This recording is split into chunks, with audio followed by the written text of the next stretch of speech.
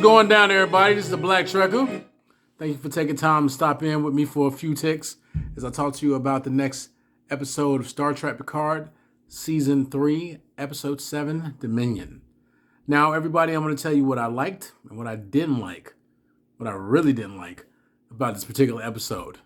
Thank you for taking time out your morning, afternoon, or evening. Let's get into it. So the USS Titan is still on the run. The USS Titan is still trying to evade capture from Starfleet. Starfleet has been infiltrated by the Changelings, and from that, they are on a massive hunt to be able to find this one starship. They're looking for Jack Crusher, Picard's son, and he has some kind of key role in Starfleet's Frontier Day. So, it was revealed in the previous episode, because I like to talk about the previous episode, at the end, that the Changelings stole something that, in hindsight, I feel kind of like is not really significant, but nonetheless, here we are. So they stole Jean-Luc Picard's body, because in Season 2, Jean-Luc Picard, he had shedded his human form, and he became a synthetic. So what they did was they stole his body from the Daystrom Institute. Now, I don't know why the Daystrom Institute would have Jean-Luc Picard's body in cryo-freeze for whatever protracted period of time. That seems like it's something beneath such a secretive and clandestine organization of Starfleet. I mean, why? Simply bury it and be done with it. But nonetheless, the Changelings stole that. And I also would like to say that this was more important than the portal weapon from the last 3 episodes. I just don't see how. But nonetheless, they steal the body, and here we are, present day. So, present day, the USS Titan is hiding out in the Chintaka system. Now, the Chintaka system was a major battle that happened during the Dominion War between the Federation and its allies, the Klingon Empire, and also the Romulan Empire. And it was between them and then also the Cardassian Union. The Chintaka system is in Cardassian space. It's actually right before you get to Cardassian Prime. And this was a major battle. During the Deep Space Nine, the Chintaka system didn't have like a huge fleet. I mean, if you don't want to count a fleet of 700 ships as being a huge. But it was also manned by these orbital platforms. And these orbital platforms was no punk. These orbital platforms had 1,000 torpedoes per platform. And it was like a few hundred of them. So that makes a big difference. And so what occurred is that the Federation was needing to take this system. The Dominion had took it back, but it was a strategic power point that they needed to get. So 30 years later, it's hundreds of derelict ships that have been destroyed, neutralized, whatever. And it's one of the perfect hiding spaces because the Dominion ain't thinking about that. And then also the Federation is not thinking about anybody being there. So what occurs is that Commodore Jordy LaForge says, hey, let's hide here. Now, while they're hiding in the Chintaka system, they are having a conversation with Captain Tuvak. Now, question for everybody. Everybody knows that Captain Tuvak, and I'm saying this to be sarcastic, Captain Tuvak was actually third in command on the Starship Voyager. He was right behind, what was that guy's name? Chakotay. He was right behind Chakotay as being in charge of the actual ship. You're telling me after 30 years, he's not an admiral? I find that to be a bit unrealistic because Tuvok was an outstanding security officer.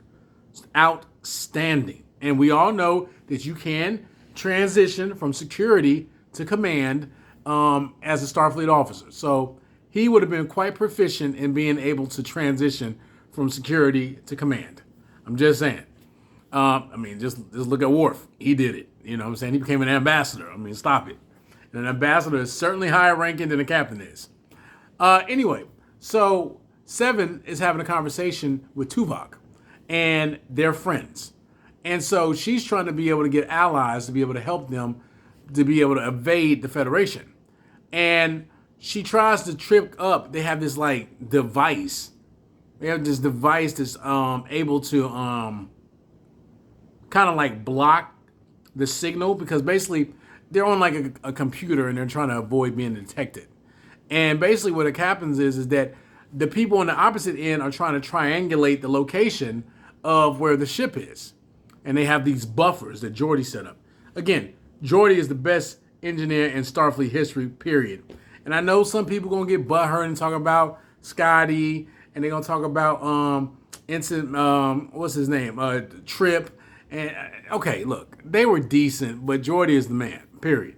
If you want something done, you want to have a miracle worker, that's Jordy LaForge, period. So anyway, he creates these firewalls, and now Seven is talking to Tuvak. They have a voice recognition software that can actually analyze to see if it's actually really Tuvak. And so what happens is that it's analyzing Tuvak's voice, and they're like, okay, yeah, it sounds like him completely. Seven's asking questions, and she's like, hey, I would often remember that we would play Calto. Calto is a game. It's kind of like chess. And what that is they played it often. Now, the only person that could beat Seven was Tuvak.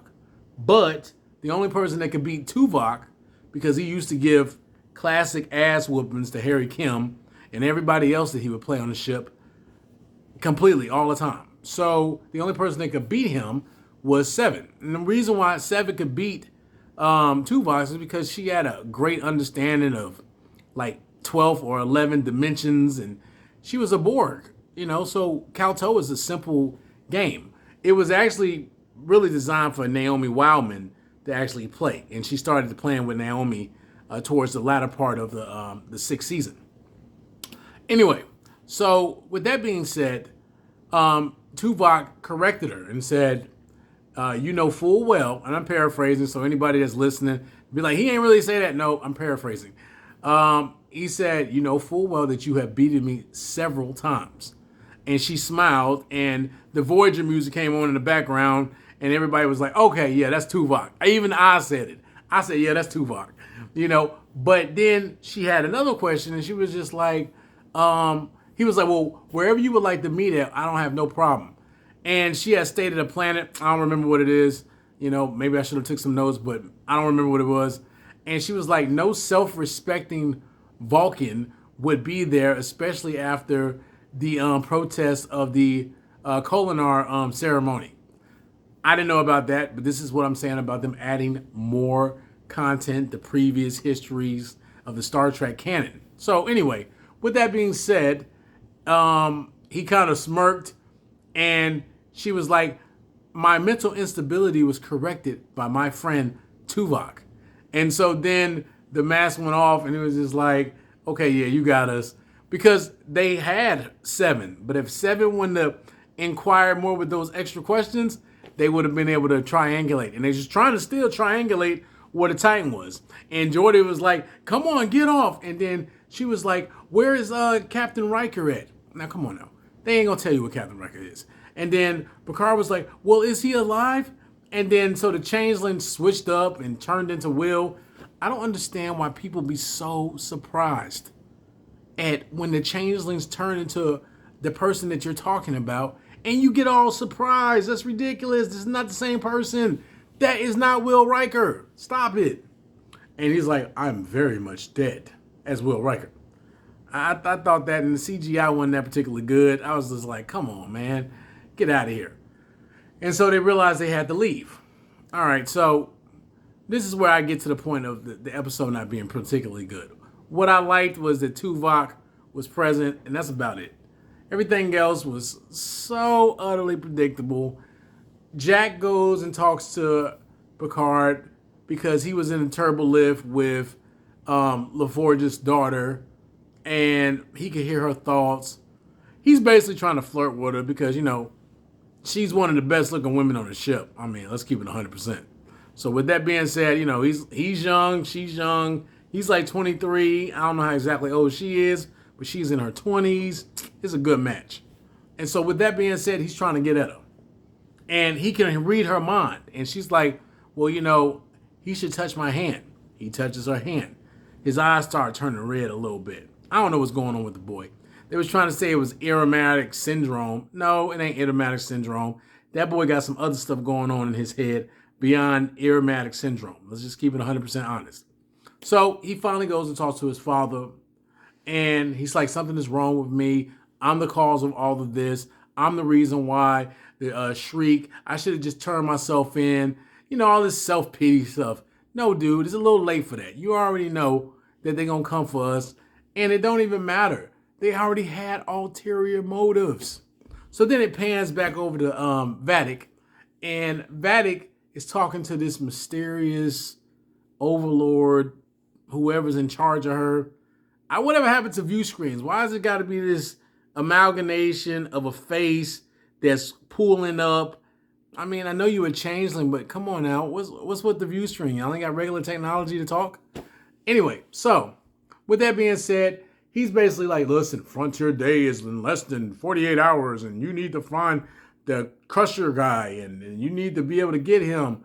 And he makes threats like, basically, your species will be destroyed because you guys are inferior. And this basically confirms what some other YouTubers were talking about, how the actual changelings that are on Vatic's ship are not actually regular changelings. They're kind of like a subspecies of changelings. And with that being said, she feels the threat as sincere and real. And what happens is that, like, I guess whenever she talks to her, she has to cut off her hand, and then it comes up in the air and it turns into the face. And then from there, ridiculous. I mean, like, come on now. It's the 25th century. Y'all ain't got no technology where y'all can just sit down in the chair, push the button, and talk to the person face to face. I mean, come on now. Let's get serious. You know, I know the changelings can change form, but come on, let's get serious. Anyway, so with that being said, she gets back into her chair. She looks shook, scared, nervous. We got to find the USS Titan. So Picard's talking to his son, and he's like, you know what? What if we actually had an advantage? And so what happened was that they're trying to find out what's going on, why the changelings actually are attacking, humans. So they go back to data. Now, there's a partition. Partition is a computer term. And it's basically like a separation or a firewall where you have data on the left side and you have lore on the right side. And Picard is basically like, hey, how can we get rid of lore so we can just have data? Because data is useful. Lore is just aggressive and violent and disrespectful and ultimately a jerk.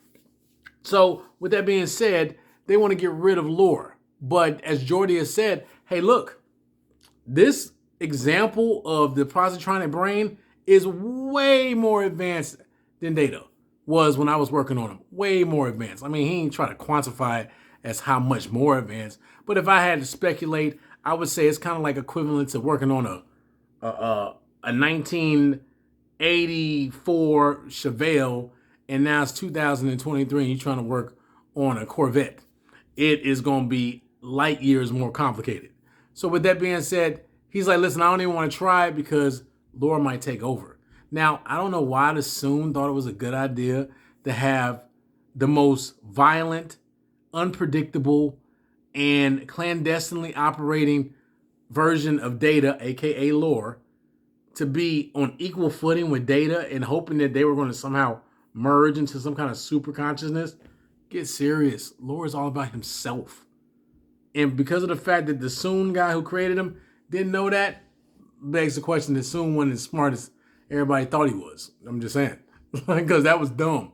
You know your personality of your one son, the dark son, the untrustworthy son, the son that ran with the Borg, the son that ran with the crystalline entity that tried to destroy like different planets. Come on, man, get serious. Lore is jacked up. Data is the one that's pragmatic, logical, easy to work with. All he wants to do is he don't want galactic domination. He just wants to be human. Come on now. As a human, I got to take good side with data on that. Me and him going to be boys for life. Anyway, so with that being said, Jordy's like, nah, we can't do it. And I don't even want to risk it. Picard looks a little disappointed, but he understands. Lore keeps coming back in every like 10, 15 seconds, interrupting, talking about how Picard is old. Dude, you are a robot. You are a android. You, for all intents and purposes, are immortal. Why you keep digging on Picard for being old? And his observation ability ain't that great because of the fact that he doesn't know that Picard is technically Android too. So why are you still digging on him about looking old when he's technically an android? His parts are newer than yours. Crazy. But anyway, he keeps digging on his age, talking about how old he is, which I think is retarded because of the simple fact that so what? Picard looks old. Big deal. So what? Anyway, so they're trying to figure out what happened. Basically, it doesn't tell you anything. So what they do is they set a trap for Vatic. They send out a signal so Vatic could be able to find them. Now, they had some kind of convoluted explanation that they would be sending out a ping, kind of like how submarines do, to be able to find the location of another ship. Now, we don't even know what part of the quadrant the Shriek is in. I mean, if they're in the Chintaka system and they're in regular Alpha Quadrant, because the Chintaka system is in Beta Quadrant, that's like 700 light years away, 800 light years away. There ain't no way that a ping is going to travel that far out. Get serious. And I know it's science fiction, but come on now, get serious. Let's stop playing. So with that being said, Captain Shaw's like, no, don't let them know where we are. And then Picard is like, look, we got a game plan. So what happens is that the Shriek warps out of nowhere and they find the USS Titan. And the USS Titan is adrift. Power is at a minimum level. You know, there's life signs, but it's erratic. They had launched a buoy to make it sound like it was a recording, like they were in a battle with some other person. One of the people that were on the Shriek was like, yeah, somebody else already beat them to him. That somebody was another, I guess, Federation ship that was taken over by Changelings. And so Vatic is looking kind of like shocked, like, no, somebody else got him. No, we can't do it. So she was shook because she already knew that her handlers in the Changeling Union was going, give her the business. And you know what the business is. It ain't going to be nothing good. So she was just like, all right, forget the transporters. Ready a shuttle. Now, I don't know why she didn't want to use the transporters. I thought that was dumb. But maybe they had transporter inhibitors. That's what she was probably thinking. Anyway, so they get on the shuttle. Before they get on the shuttle, one of her henchmen was like, it could be a trap. And she kind of like shrugged it off like, they ain't that smart to be a trap. And I appreciate her level of confidence because, again, she has been being able to get them on every single bound. Everywhere they go, she got them. And then on top of that, she got a superior ship in terms of technology and weapons, which is finding beyond me to understand how that happened. But anyway, so they come onto the ship, and immediately they come across Jack Crusher. And Jack Crusher is walking around all lethargic and looking like he lost. But this is all a ploy because it's all a trap. So what happens is that she's like, come on with me. And he's like, where are you trying to take me? And she's like, come on with me. I'm going to show you. It's be so better if I can show you. And he was like, well, you're going to have to catch me. And he just started running. And then like 5 or 6 of her goons, I think it was like 5, started chasing after him. And he run down a corridor. And then she's with this other big goon. He must be like 7 feet tall. And they walking, aimlessly. Because from the perspective of Vatic, she got everything covered. She's highly intelligent. She knows how they're going to work. She's calm. And I applaud her for that confidence, that hubris that she has is unchallenged, is unbelievable, unprecedented. So what happens is that there's these automatic force fields that start activating. They're calling out Section 24 Gamma, Section 15 Delta, and the force fields are initiating. And they're trying to have them boxed in. And so then Vatic gets to like the sick bay area and they have her boxed in on all fours. And Beverly's basically like saying, hey, don't even try to escape. This is like a fractal shield. It's going to be very difficult for you to get out because sometimes changelings have the ability to be able to get out of force fields, which is pretty damn cool because that means they can manipulate the bonds of a force field, which is based off of energy, and be able to get through it and be able to return into themselves. What? Crazy. Now, this is the part that I did like because it corroborates that they're not really a subspecies, her and her men. And I say men because of the fact that I don't know if they're women or not. But her and her associates are changelings, but they're different changelings. They're not the regular changelings that are from the Gamma Quadrant. They are Starfleet made changelings. See, during the war, and this wasn't covered in Section 31 when Sloan was around, but I suspect if it was at Daystrom, the Section 31 knew about it. But then also this goes back to what I'm saying about them redacting canon and adding new stuff to it, which I really don't like. Everybody believes that Odo was infected with the virus. But that is true. Odo was infected. And that was part one. Because they had two systems. They had one system for Odo to deliver the virus to the changelings in the Great Link as a biological weapon. Because the Federation at that particular time was getting their butt kicked and they didn't have any other way to be able to offset it. So they were like, all right, cool. Section 31 proposed the virus to Starfleet proper. Because it's Starfleet intelligence, it's Starfleet proper, and Starfleet public. And Starfleet proper, the security aspect, knew about it. And they was like, look, we're getting our butt kicked. We don't really know if we're going to win the war. So the best way we can do is kill the founders. And then that's going to throw the Dominion, the Jem'Hadar, into chaos. That's going to throw the Vorta, who are second in command, right underneath the founders, into chaos. Because they ain't going to have no orders from their gods. And then the Jem'Hadar are the fighting group. And they're not going to have no orders. So they're going to just stay stationary. Or whoever's the first. Because Jem'Hadar rank structure is based off of the first. The first is basically like the master sergeant or first sergeant. So they make the charge. They're in charge of all of the actual regular foot soldiers. So anyway, with that being said, I digress. But the point of it is that Section 31 had two plans. Now, this doesn't say directly this is Section 31. But come on now. Let's get serious. The Daystrom works on some of the most advanced technologies for Starfleet. And you better believe that Sloan in Section 31 knew about it. Anyway, so from what Vatic was saying is that they were being experimented on, her brothers and sisters. It was 9 of them. Starfleet was trying to make their own changelings. Now, this is curious because Starfleet must have known about other changelings. Now, Odo was found by a Cardassian scientist. Odo was not found by a Cardassian scientist. My bad. Odo was found by a Bajoran scientist. He was a cruel and wicked man. He was almost as bad as Cardassians. And that Bajoran scientist was poking and prying and electrocuting them and putting them in petri dishes and spinning them around until one day Odo made a form. Because Odo was not trying to hurt the man. He was just trying to get away from him because he felt that he was like an abusive father. Anyway, but not with these changelings. These changelings were artificial. They have a half-life. Now, we don't typically know how long changelings in the Great Link live. It is understood that they live definitely over a few centuries, if not 1,000 years. Because the Jem'Hadar and the Dominion have been around for 10,000 years in the Gamma Quadrant. So it stands to believe that unless the original, like the one founder, they ain't say her name, but the one founder that was in the Dominion War that was in charge of the Alpha Quadrant, she was pretty old.